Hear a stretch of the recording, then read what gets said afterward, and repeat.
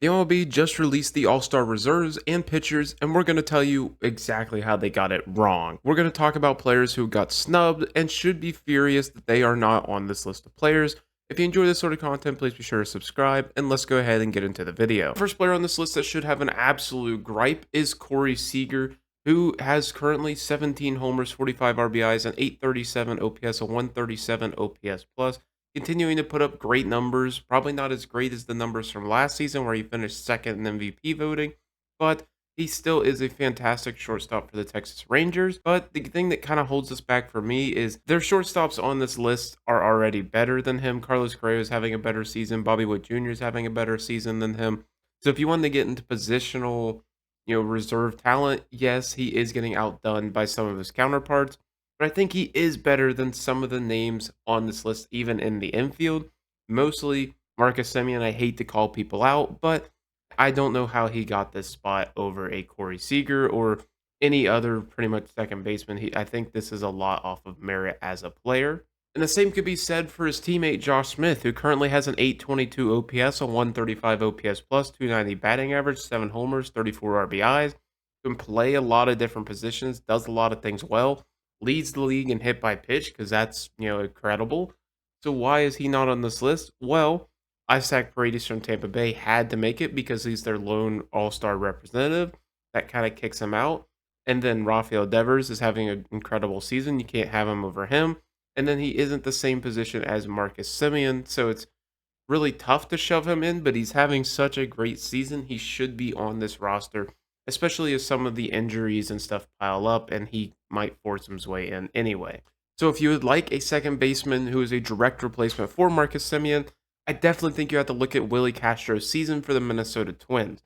So far, only 7 homers, 29 RBIs, but he has a 272 average, 357 on base, 437 slugging, giving him a 793 OPS, a 124 OPS plus.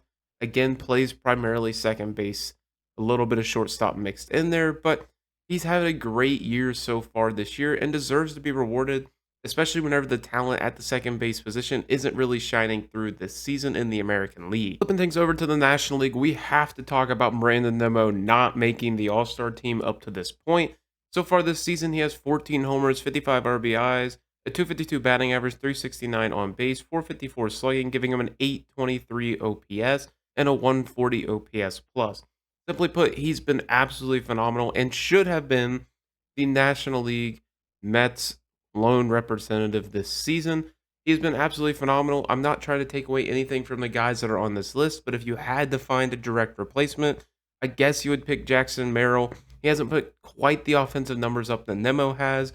Obviously, Merrill makes his money on defense more so than Nimmo, but he has been phenomenal so far this year. I don't want to take anything away from the season he's had, but Brandon Nimmo has been equally, if not a little bit better in the center field spot, especially with the bat. And that's what we're seeing the game for. We want to see a lot of hits, home runs, that sort of thing anyway. And the reason Nimmo should have been the lone representative is because Christian Walker absolutely should have been the first base representative in the reserve slot for the National League. Christian Walker so far has 22 homers, 65 RBIs, a 265 batting average, giving him a 338 on base, 507 slugging, giving him an 846 OPS and a 139 OPS plus.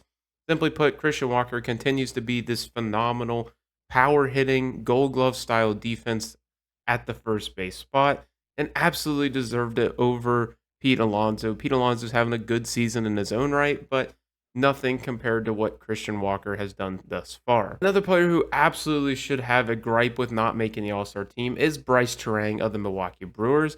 Now, this one on the offensive side isn't as much of a standout compared to Luis Arias. Both of them have pretty similar numbers whenever you look at it, just in terms of OPS and OPS plus. They're really close to each other. But where Bryce Harper makes his money is being a stolen base machine and an excellent defender, both at second base and can move over to shortstop if needed.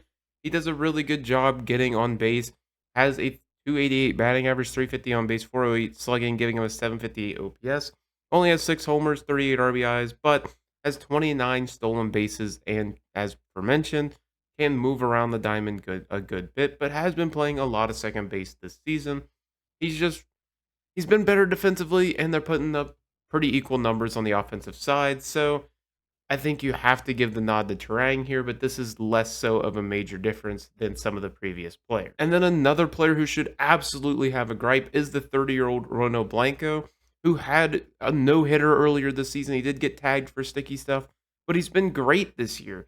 Has a 2.53 ERA, a 1.01 WHIP, 8-3 win-loss record, 96 innings pitched, 88 strikeouts over that time, and has walked 39 batters. He has been absolutely phenomenal so far this year in his age 30 season, and there's really not much that should be holding him out of this game other than the tag for the sticky stuff and his lesser known commodity. So far this season, I think he's just simply outperforming Cole Reagans, but Cole Reagans, he's had a great season in his own right, but I think Ronny Blanco has just been a little bit better so far this year. And then the final player on the list is a reliever from the National League side. It is Trevor Migel from the Milwaukee Brewers. Has a 1.53 ERA, 18 saves in 31 games this season, 29.1 innings, 35 strikeouts, a .989 WHIP. He's been great. Great out of the Milwaukee pen so far this season. There's really not much you can take away from him. Now, in the National League, they did do a pretty good job at picking relievers that have been great this season.